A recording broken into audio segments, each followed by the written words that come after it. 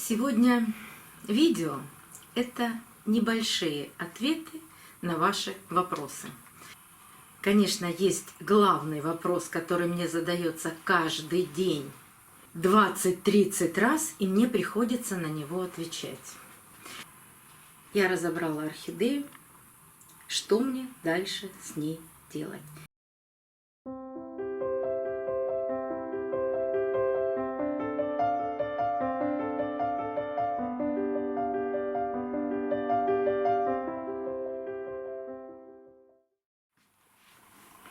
На посту.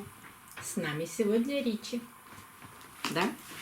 Ты будешь с нами сегодня? Будешь помогать мне? Ты моя умница. Так. Не пустил Сему. Ничего, Сема сейчас другое место найдет, откуда ему на стол запрыгнуть. Вот давай дождемся, пока они допрыгаются. Нельзя, Ричи. Ричи, не прогоняй Сему. Все. Пробрался. Пробрался. Теперь лежать. Сема, лежать. И опять виден один хвост. Добрый день, друзья. Помощники все на месте, успокоились, и теперь можно начинать видео. Сегодня видео – это небольшие ответы на ваши вопросы. Но вопросы необычные. Конечно, есть главный вопрос, который мне задается каждый день 20-30 раз, и мне приходится на него отвечать. Но есть очень неудобные вопросы, на которые не хотелось бы отвечать под видео. Вы говорите очень медленно. Да, я говорю медленно специально, потому что есть люди слабослышащие, они от нас отличаются, и им приходится читать субтитры. Просто по-другому они меня не поймут, а субтитры бегут очень быстро. Или появляются и исчезают очень быстро. Я понимаю, что можно нажать на стоп, перечитать, еще раз посмотреть, но все-таки надо учитывать возможности всех подписчиков и моих зрителей. Еще один неудобный вопрос. А мне не интересно смотреть, когда вы не лечите орхидеи. Самый простой ответ. Ну, смотрите там, где лечат орхидеи. Ведь таких каналов, конечно, не миллион, но очень много. А мне важно, чтобы орхидеи были здоровы. И это не лечение, это уход за орхидеями. Сделать так, чтобы лечение орхидей было минимально. Если я покупаю орхидею, много очень видео о том, что я делаю с этими орхидеями после покупки, и выявляю, есть ли вредители на орхидеях, есть ли какие-то заболевания на орхидеях. И тогда или лечу, или борюсь с вредителями. Я вам это все показываю, но этого не так много. Я не занимаюсь каждый день опрыскиваниями орхидей от каких-то болезней, стимулированием орхидей. Да, бывают, конечно, заболевания. Вот рядом со мной стоит орхидея, это орхидея Pink Dream, и она у меня уже не 1 год. Но бывает, что заболевание на орхидее выявляется через год, через 2, а не вот в этот карантинный период в течение месяца. Вот листики с заболеванием. Скорее всего, грибковое заболевание. Обработано 2 раза топсином М. Топсином М не замачивают корни. Топсином М только опрыскивают растения. И дальше... Смотрите, листья растут чистые, здоровые. Эти листья со временем пожелтеют, и орхидея их засушит и сбросит. Но она прекрасно цветет. И зачем я буду 1000 раз рассказывать, Когда я лечила ее всего один раз, опрыскала 2 раза с разницей в 20 дней. Не вижу смысла рассказывать все время о каких-то опрыскиваниях. И вы прекрасно знаете, что в теплицах производят обработки фунгицидами, это может быть раз в 2 месяца, может быть раз в 3 месяца. Потому что когда орхидей много, развитие грибковых заболеваний, оно возможно. Я чаще всего делаю профилактические обработки. Тоже точно так же, раз в 2-3 месяца. А не лечу каждый день какую-то отдельную орхидею. И даже грибковых заболеваний на моих орхидеях, их очень мало. Я за здоровый образ жизни. И свой, и орхидеи. Еще один вопрос. Неинтересно смотреть видео, когда вы даете ссылки на какие-то предыдущие видео, отсылаете смотреть еще одно видео. Но вот представляете, а мне неинтересно говорить каждый раз одно и то же. То есть тема, например, полива или какой-то обработки. Вот я в каждом видео должна говорить одно и то же. Но мне это совсем не интересно, когда можно посмотреть маленькое, компактное видео, если вас это интересует, обработка после покупки или полив орхидеи после посадки. А я в каждом видео после посадки должна еще минут 10-15 рассказывать, как же я поливаю орхидеи. Видео растягивается. Значительно проще пройти по ссылке и получить конкретную информацию по вопросу, о котором я говорю. Мне кажется, что так удобнее. Недавно пересаживала орхидею ваниль.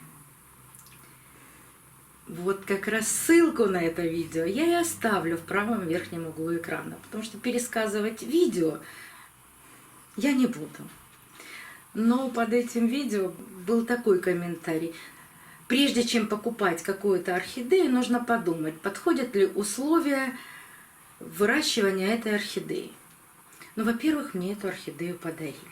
А во-вторых, если вы не попробуете выращивать орхидею, то вы и не узнаете, подходят ваши условия для роста этой орхидеи или нет. Например, исходя из этого комментария, то и фаленопсисы у меня не должны расти, потому что мои условия не подходят для фаленопсисов. А уж фаленопсисы расти в керамзите вообще не должны, потому что это не кора. Фаленопсисы растут только в коре. Это утверждаю не я, это утверждают многие. Но вопреки, фаленопсисы у меня растут прекрасно, растут в керамзите, растут в коре, неважно в каком грунте растут фаленопсисы. Даже при пониженной влажности, у меня влажность в квартире 25-35%, они прекрасно растут и цветут.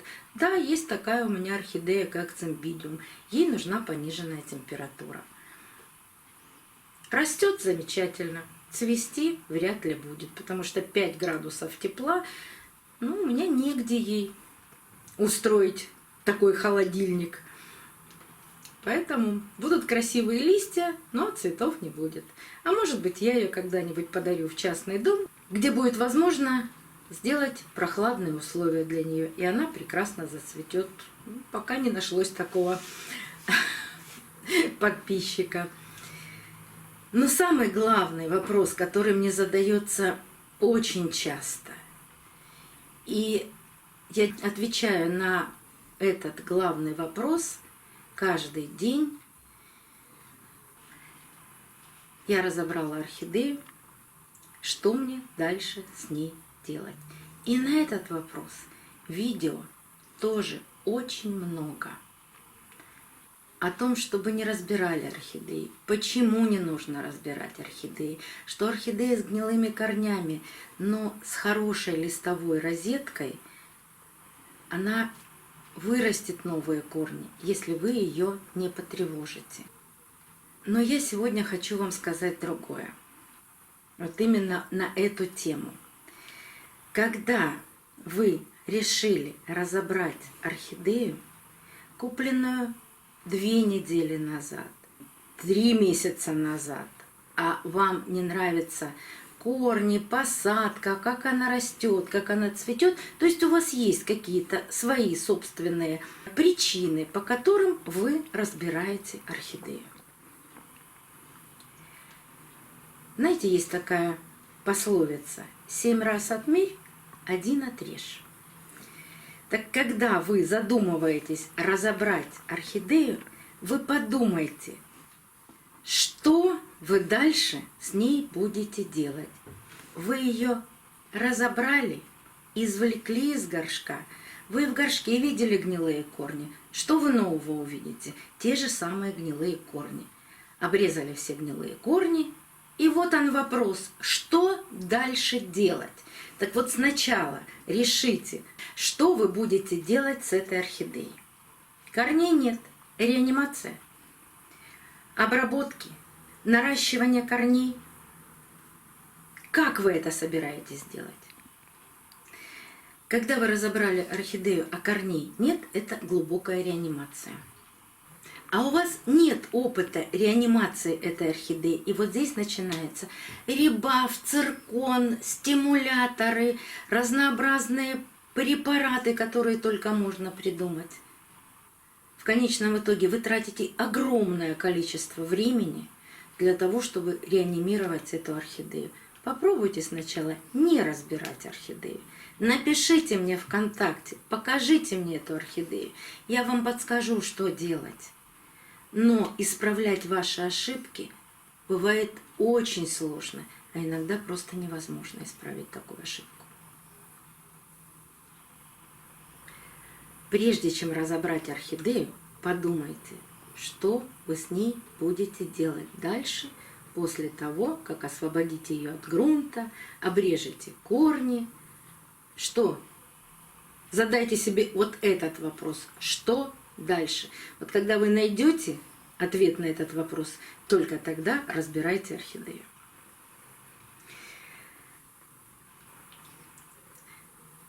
Еще один ответ на вопрос из прошлого видео. А прошлое видео было о пересадке орхидеи с 2 детками. Да, конечно, это все интересно, но, наверное, вопрос, который задается, просто зрители, а не подписчики моего канала. Потому что подписчики знают, что я не люблю отделять деток от материнских растений, когда эти детки прикорневые. И всегда, когда разбираешь орхидею, особенно на камеру, я же не знаю, что там будет внутри горшка. Не всегда есть горшок большего размера. И у меня много посадок материнских растений вместе с детками. Мне их и отделять не хочется, потому что цветут они очень красиво, когда они посажены вместе. Была пересадка орхидеи «Парфюмерная фабрика» «Бабочка». Я вам ее показывала. Вот детка, вот материнское растение. Ссылку на видео оставлю в правом верхнем углу экрана. И что я сейчас вижу у этой орхидеи? Вот здесь между листиками цветонос с одной стороны. Здесь цветонос остренький, и это понятно, что это цветонос. А с другой стороны цветонос, но он еще как-то закрутился туда, в глубину растения. Пока его не видно, но это тоже цветонос. Вот так, он кругленький. Бывает такое, что цветонос врезается в шею орхидеи, но если его не трогать, он может пробиться в следующий листик. Он сможет как-то проложить себе путь-дорогу и вырасти. Сейчас покажу одну орхидею. Мне очень хотелось ее вам показать, когда она зацвела. Как вот так цветоносы находят, если их не отрывать, не стараться им как-то помочь выйти наружу, как цветоносы находят выход из этого лабиринта, и орхидея зацветает. Секунду, я принесу орхидею.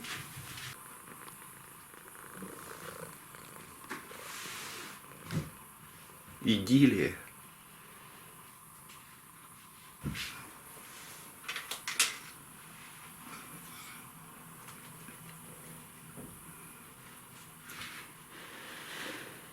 Биглип.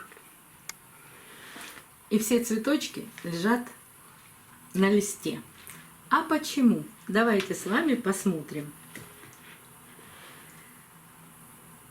Вот так цветонос был закручен, и пробил себе он путь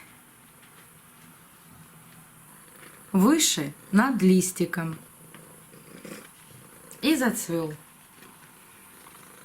А вот если помогать орхидее, то можно сломать цветонос, и цветение не получится. А так она сама справилась.